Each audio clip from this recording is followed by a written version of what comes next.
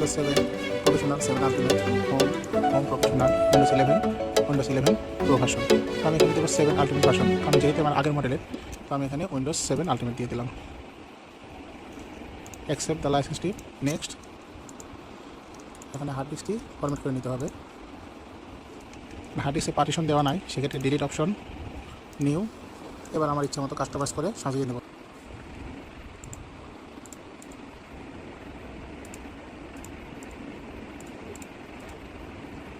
আমি এইটাতে উইন্ডোজ দেবো, এটা ফরম্যাট করে নিলাম।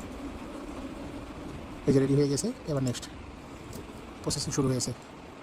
তো আমি যে মাদারবোর্ডটিতে উইন্ডোজ দিচ্ছি, এটার মডেল ছিল আসুস ACE61MK।